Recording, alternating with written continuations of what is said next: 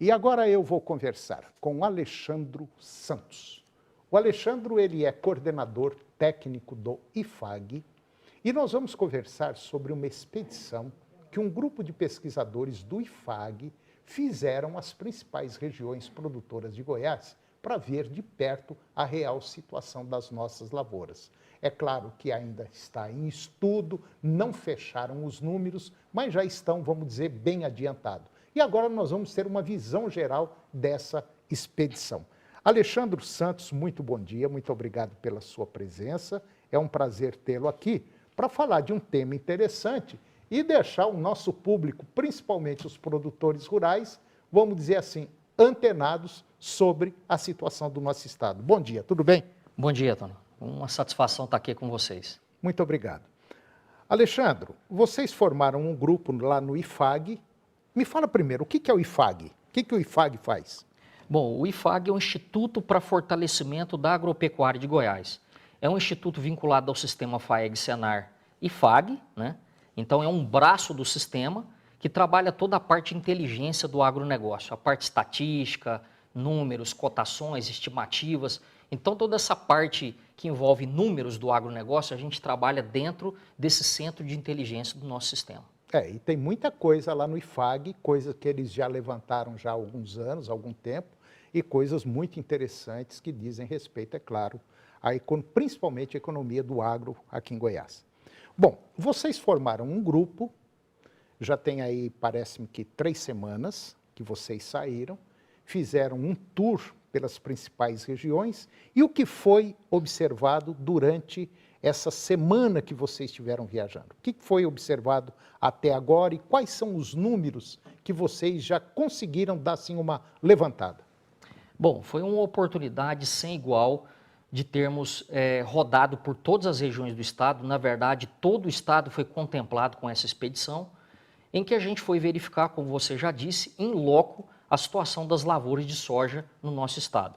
Haja vista que nós tivemos um problema muito grande com relação à questão climatológica esse ano, né? Um El Niño muito forte e que prejudicou muitas áreas produtivas, principalmente aqueles produtores que plantaram mais cedo, né? Talvez aí aguardando um prognóstico de clima mais favorável. Mas não é o que aconteceu. Então, essa expedição, na verdade, é de todo o sistema, Tony, não é só do IFAG. Claro. A FAEG, o Senar, todo o corpo técnico do sistema foi envolvido nessa expedição. Nós rodamos aí mais de 8.000 quilômetros ao total, né? Com algumas rotas técnicas, percorremos propriedades já georreferenciadas, onde o produtor estava nos aguardando para fazer então essa conversa, esse bate-papo, essa verificação também do estágio dessas lavouras, da condição em que elas estavam, e realmente o resultado foi fantástico. O resultado foi muito mais do que esperávamos, e tivemos, então, esse diagnóstico da situação das lavouras de soja no estado, que, claro, é o nosso carro-chefe aqui. Bom, fazendo assim um levantamento preliminar ainda, porque, claro, isso aí você não viaja hoje e daqui uma semana você já tem números fechados. Não é bem assim que funciona, demanda um pouco de tempo. Mas, a princípio, dá para ter uma ideia aí de perda, vendo uma região, vendo outra, dá para ter mais ou menos assim uma ideia de quebra de safra? Sim, é por isso que é importante... Safra de soja, hein? Vamos deixar bem claro, safra de soja. Isso. Por isso que é importante esse bate-papo direto com o produtor, para ter uma percepção direta dele, né? Então a gente verificou aí uma variação bastante expressiva, principalmente na região sudoeste do estado, que foi a primeira a plantar, né? E está sendo a primeira a colher agora. Então a gente teve resultados realmente assim muito abaixo, muito aquém do que o produtor esperava, né? Nós tivemos áreas, por exemplo, na região ali de Rio Verde, Montevidéu, em que o produtor estava colhendo naquele exato momento em que a expedição estava passando 7 sacas de soja por hectare. Meu Deus, né? Mas não paga nem... Não paga nem quase nem a colheita, quase nem a colheita nem o diesel, paga, né? Nem o diesel do hectare. Então, Tony, a gente verificou que as lavouras de soja no estado, elas estão com um nível de variabilidade muito grande. Então, ou seja, as lavouras estão muito heterogêneas. A gente pegou lavouras no estágio inicial de plantio, lavouras plantadas agora em janeiro, desde lavouras que estavam sendo colhidas, né?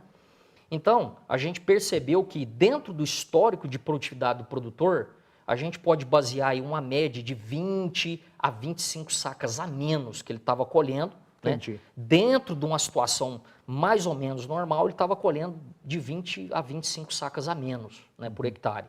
Então, certamente nós vamos ter uma quebra de produtividade no estado, ela é expressiva, nós não sabemos ainda o quanto que isso vai, o quanto que efetivamente essa quebra vai ser, exatamente por esse nível de heterogeneidade dessas Entendi. lavouras, né? Então, por isso a gente não trouxe um número ao final da expedição, Claro. um número concreto, um número certo de quanto é que vai ser essa quebra, porque muita coisa ainda tem para acontecer.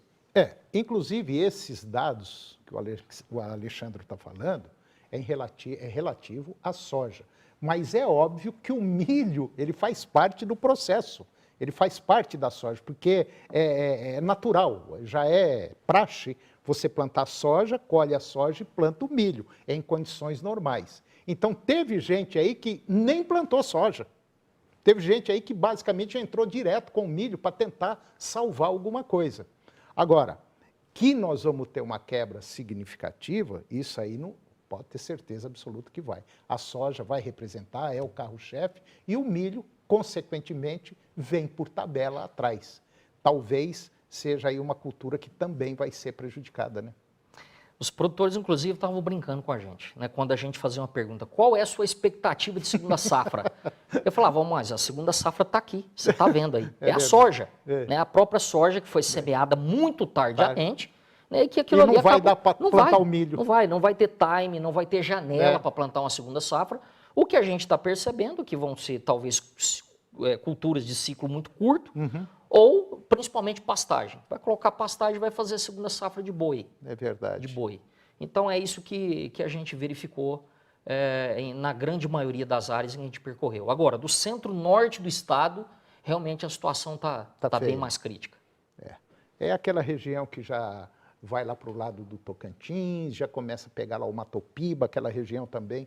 Infelizmente, esse ano nós vamos ter aí uma surpresa muito grande no agro, e todos nós sabemos, a gente está cansado de falar aqui no programa, que o agro é, vamos dizer, o esteio econômico do nosso país. Mas, infelizmente, nós não temos como resolver o problema das condições climáticas. Então, é o que nós temos para hoje.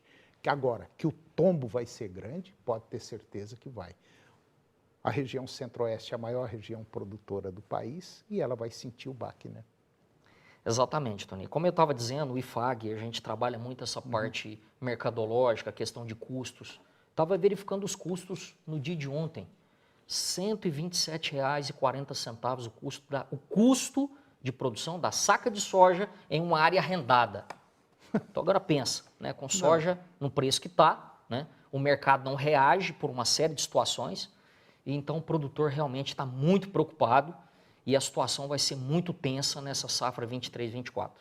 Eu não quero ser pessimista não, mas eu vou ser realista. Pode ter certeza absoluta, muita gente vai quebrar. Infelizmente, é uma situação delicada e que não tem, basicamente, muito o que se fazer. Infelizmente, não tem.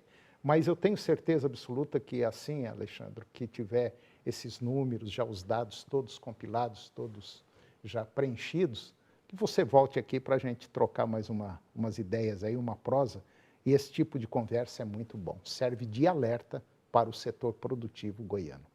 Certo? Sem dúvida. Alexandre, eu agradeço muito a sua presença aqui e as portas do nosso programa sempre estarão abertas aí para vocês, a hora que quiser, nós estamos à disposição, tá bom? Estamos à disposição também. Muito obrigado. Obrigado. E o programa de hoje chegou ao fim. Eu termino o nosso programa com a seguinte frase: viver é a coisa mais rara do mundo. A maioria das pessoas só existe. Muito obrigado pela sua companhia, que Deus nos abençoe e até o próximo programa. TV Serra Dourada SBT Goiânia. Agora suas manhãs têm mais alegria na TV Serra Dourada, com Silvier Alves. De segunda a sexta, às 11h15. A seguir, Primeiro Impacto Continuação.